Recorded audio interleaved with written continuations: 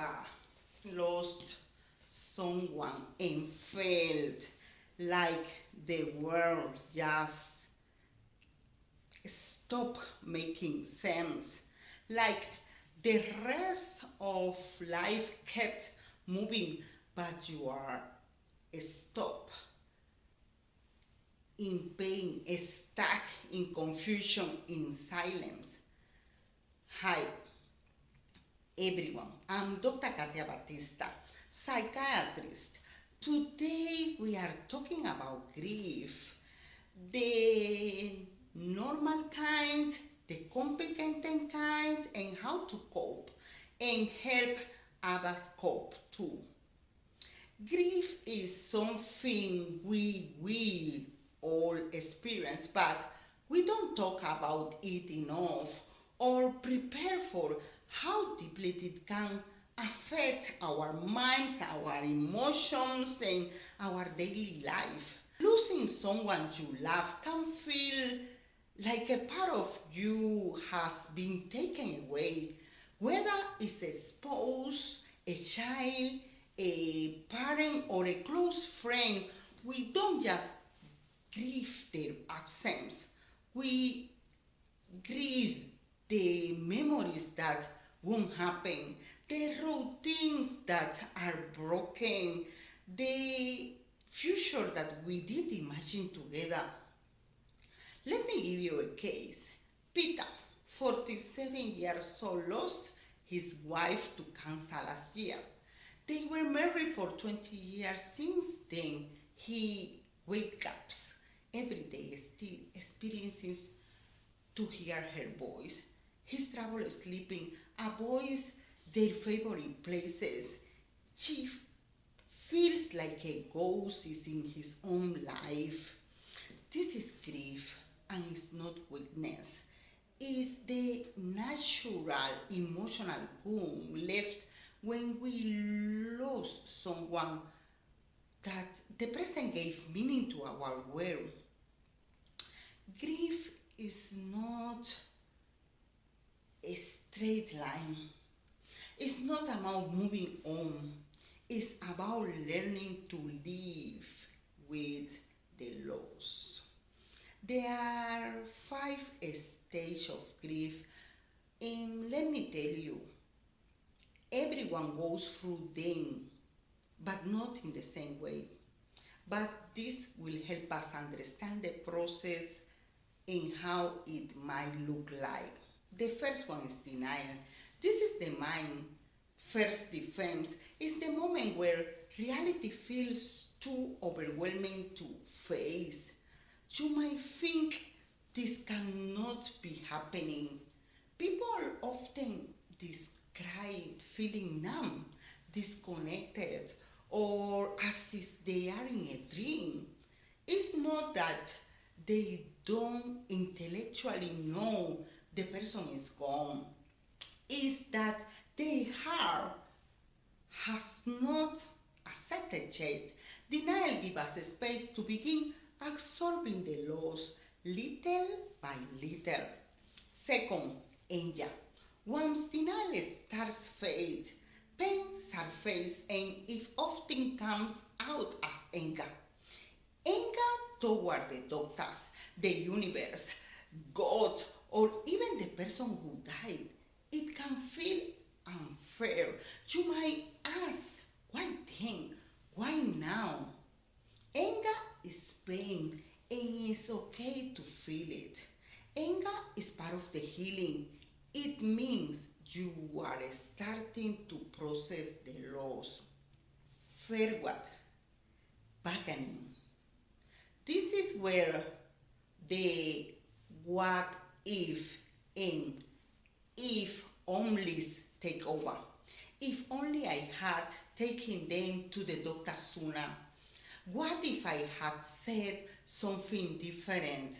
This is an attempt to regain control, to rewrite the past and prevent the pain. This stage is often quite filled with guilty reflection and deep longing. Forward, depression. As the reality fully settles in, it can feel crushing. This is not clinical depression necessarily, it's a natural response to profound loss. You might feel empty, hopeless, withdrawn, or deeply fatigued. Tears come easily or not at all. This stage can be frightening, but it's a sign you are confronting the loss. The fifth one in the last one, acceptance. Acceptance doesn't mean you are over it. It means you're beginning to live with the loss, to adapt. You find new routines. The grief is still there, but it's not longer controls you. There is a room again for joy, for connection, for meaning. You carry your loved one with you, not in pain, but in remembrance. Stages are not linear. You may move back and forth between them. Grief is personal. There is no one right way. Grief can come in waves. Some days are better, some are hard again. That's normal.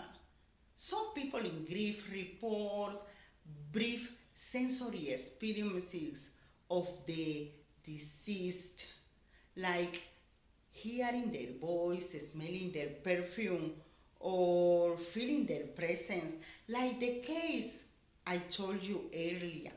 Clinical, this is not considered pathological as long as the person maintains the insight and their experience are not persistent or distressing. Research shows that part of the mourning process, particularly in early stage, this sensory experience can happen. However, when they become so intrusive and last for a long time, or come with confusion or disconnection from the reality, it may indicate a more complicated grief reaction, even an underlying mental health conditions. In such cases, professional evaluation is essential. As we have seen, grief is a deeply personal and non-linear journey. People may experience a wide range of emotions, sadness, anger, guilty, or moments of peace even. So let's talk how long normal grief typically lasts. For most people, the intensity of grief is strongest in the first 2-3 months. During this time, it's normal to feel overwhelmed, struggle to sleep, lose appetite, or feel unmotivated. Gradually, over the course of 6 to 12 months, the emotional waves begin to soften and daily functioning slowly resumes. The pain of the loss may never completely disappear, but is softer. In children and adolescents, this timeline can vary, but generally we expect emotional adaptation to begin within 6 months. Now, when grief does not improve over time and when the pain remains just as intense or even worsens, a different picture starts. That's when we began to talk about prolonged grief disorder, also known as complicated grief. According to DSM-5-TR, prolonged grief is diagnosed when symptoms persist for over 12 months in adults, or more than 6 months in children or adolescents, and cause significant distress or impairment in daily functioning. Let me give you some tips for those who are grieving. If you are grieving, here are some things that might help slowly, gently. Allow yourself to grieve. There is not right timeline. Avoid isolating. Connect with someone you trust. Create small routines.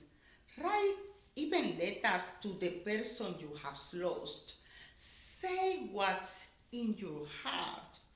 Honor them through rituals, memories, or even helping others. Seek help if needed. Therapy, support groups, or grief counseling. And remember, it's okay to laugh again. It doesn't mean you have forgotten. It means you are healing. If you are supporting someone in grief, let me give you things or tools that you can use. Here is how you can show up. Be present.